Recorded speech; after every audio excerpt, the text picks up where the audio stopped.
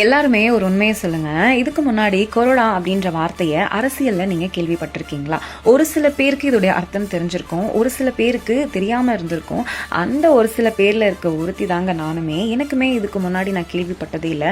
But இப்போ நம்ம அரசியல் பேசுறோம், அரசியல் பார்க்குறோம் அப்படின்றதால இதனுடைய அர்த்தங்கள்லாம் தெரிஞ்சுக்க நம்ம எல்லாருமே முற்படுறோம் இல்லையா? ஸோ ஒரு அரசோட கொரோடானா யாரு, அவங்களுக்கு என்னென்ன பொறுப்புகள்லாம் இருக்கு அப்படின்றத சர்ச் பண்ணி நம்மளால தெரிஞ்சுக்க முடியுது.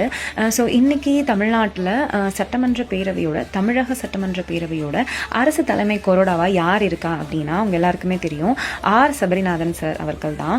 அவர் எம்எல்ஏவாக நிற்கும் போது அதற்கு எவ்வளோ எதிர்ப்பு வந்துச்சுன்னு உங்களுக்கு தெரியும். ஒரு கார் டிரைவரோட பையன் எப்படி எம்எல்ஏவாக ஆகலாம் அப்படின்ற ஒரு கேள்விலாம் எழுந்துச்சு.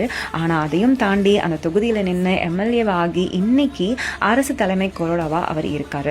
ஸோ கொறடா அப்படின்னா அந்த கட்சியோட எம்எல்ஏக்களை வழி நடத்துறது, ஷார்ட்டாக சொல்லணும்னா இப்படி சொல்லலாங்க. ஸோ அந்த கட்சியோட எம்எல்ஏக்களுக்கு ஒரு அஃபிஷியல் இன்ஸ்ட்ரக்ஷனு, அதிகாரப்பூர்வமான ஆணை, உத்தரவு வழங்குறது எல்லாமே இவங்களுடைய கடமை, உரிமை அப்படின்னே சொல்லலாம். ஸோ இது எல்லாமே இந்த அரசியல் மாற்றம் வந்து நம்மளை தெரிஞ்சுக்க வைக்குது. இது அரசியல் மாற்றம்னு சொல்லலாமா, இல்லைனா அரசியல் மாற்றத்தால் வந்த மக்களோட மாற்றம்னு சொல்லலாமா தெரியல. ஏன்னா இப்போ இருக்க யங்ஸ்டர் எல்லாருமே அரசியல் பார்க்க ஆரம்பிச்சிட்டாங்க, அரசியல் பேச ஆரம்பிச்சிட்டாங்க. இது எப்படி இருக்குன்னா, நம்ம எல்லாருமே டைம் டிராவல் பண்ணி சங்கர் சார் படத்தோட முதல்வன் படத்தில் பார்ட்டிசிபேட் பண்ணுற மாதிரி இருக்குது. ஏன் அப்படின்னா இப்போ எல்லாருக்குமே ஒரு தாட் வந்துட்டுருக்கோம், இல்லைன்னு மறுக்க முடியாது.